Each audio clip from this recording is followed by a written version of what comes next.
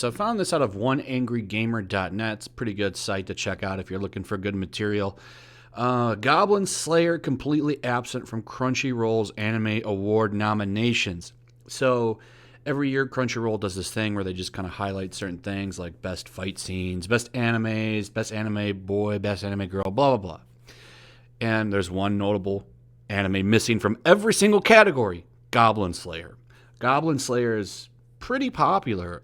I got into it recently, been enjoying it. It's actually a pretty good show. The problem is, for the NPC people, is of course the themes of the show, particularly if you don't know what the goblins do to women.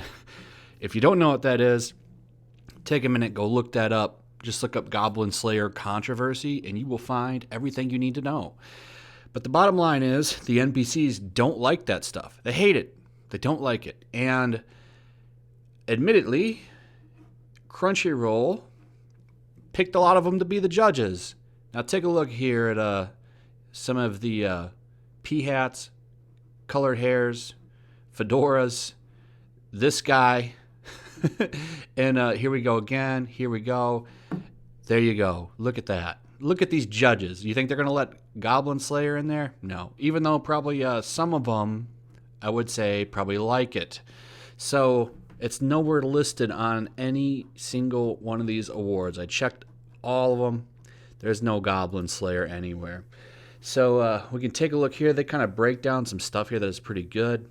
So talking about the anime awards are currently underway courtesy of Crunchyroll, where anime viewers get to vote on selected nominees within their respective category. However, the awards are missing one of the most popular animes, Goblin Slayer. And then exactly what you did, if you just check, you won't see it, and this does set off some red flags. So why isn't it there, right? Well, they outline here why it didn't make the list. We reached out to 20 plus fantastic individuals. These guys right here. Look at this guy. Who is this? What are you doing, man? So we reached out to 20 plus fantastic individuals within the anime community and established outlets that cover anime and community leaders with established, unique, and meaningful followings who watch and read and learn a lot about anime. They come from different backgrounds and perspectives, and all have a lot of anime credentials backing them up. Side note, it's pretty incredible that anime credentials are a thing. These judges were asked to be independent and partial to their own assessments of which anime were most worthy. And after giving the parameters for each category, they went through 2 rounds of judging. So what were those rounds of judging? When we go down here, and it makes up these. Now the most obvious question is, what was the criteria? So, number 1, the nominee must be an animated series. Goblin Slayer, check. Number 2, primary production for the show took place in Japan, check. Was broadcast in part in Japan, either on television or online, check. Number 4, at least one episode was legally distributed in the U.S. in 2018. Check, check, check, check. So it fit all of these criteria, and it's not listed on any single one. So it's obvious that they're keeping it out, right? So these people, these NPCs, they can't block the businesses from bringing them in. They try, right? But it doesn't work. It's really kind of hopeless to do that because Japan doesn't care. Japan laughs at NPCs. They think they're jokes. They like money, not fifis. So they're going to keep producing shows like Goblin Slayer and Rising of the Shield Hero. Those are going to keep coming in Japan. And shows are going to bring them over here for reasons like, contractual reasons probably, and the fact that if they don't, well, then the internet will just pirate it. I mean, that's what was going on before they simulcast them over here so late. It was what's going on for years. And then finally they caught up with 2018, 2019, and started to do day-and-day releases with simulcasting. If it comes out in Japan, it comes out here the next day. And I hear the dubs are going to start being almost day and day now, which is a very good thing. But, they know if they don't do that, they'll just be pirated, and it will probably even make the show more popular. So what do? Well, they make it, a legal way to watch it. And by keeping it out of the awards, they can kind of suppress it a little bit, not bring it more coverage, right? A lot of people that are looking for new anime will go to these anime awards right here, and they'll say, well, what's the best fight scene? I like action, so let me check these out. And whoever wins this, that's something that they're going to look at, right? And you go here, what is the best overall anime, right? You go down here, anime of the year. They're going to look at these, but what aren't they going to see? They're not going to see Goblin Slayer, which is a fantastic anime. Now, admittedly, I haven't seen most of these right here in the anime of the year, so I can't really judge it subjectively. But I would think that Goblin Slayer deserves to be in there, yeah? And it's not. It's mind-blowing. So we can't get the show off the air, so we'll just suppress it and not give it awards. I wish they would have given it awards. Could you imagine the reading over that? That would have been fantastic. We could have been talking about that for a solid 2 weeks.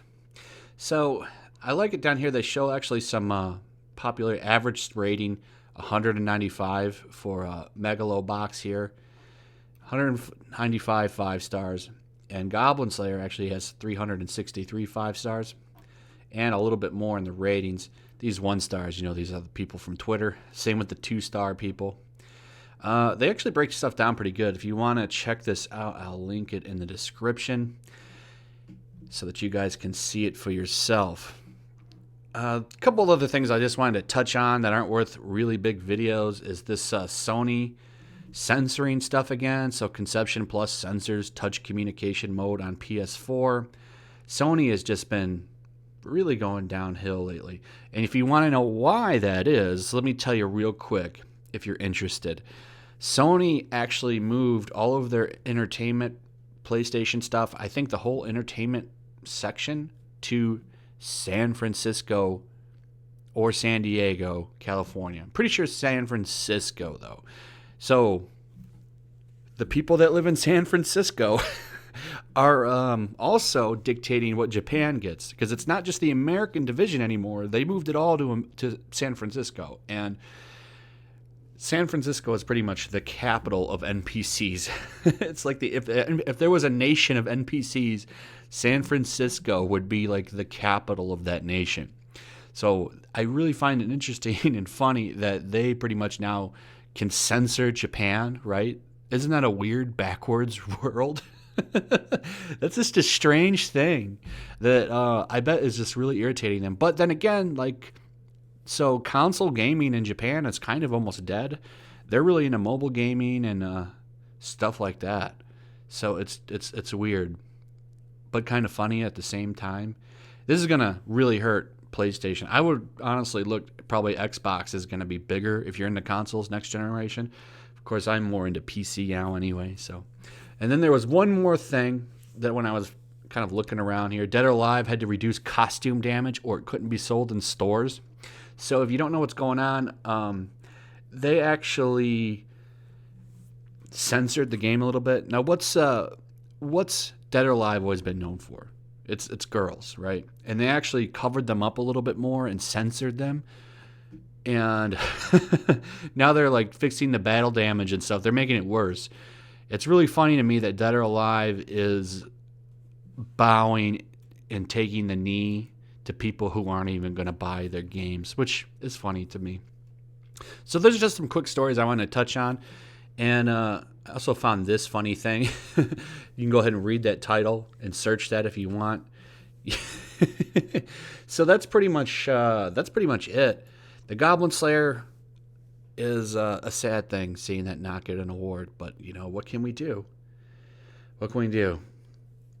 I don't even think the awards do kind of matter for, like I was saying, right? Like if someone's looking for a new exposure, looking for something new that you want to watch, checking out the award categories is a good way to go and find it, especially if you don't really know anybody to recommend anything. The Goblin Slayer was recommended to me by a bunch of people, and that's why I finally watched it. And I enjoyed it. So, who knows? Anyway, let me know what you think about this controversy. I would like to hear your thoughts on this. Also, like and subscribe, hit that notification bell, hit that sub button, give it a big old kiss with your mouse clicker or your finger if you're on a mobile platform.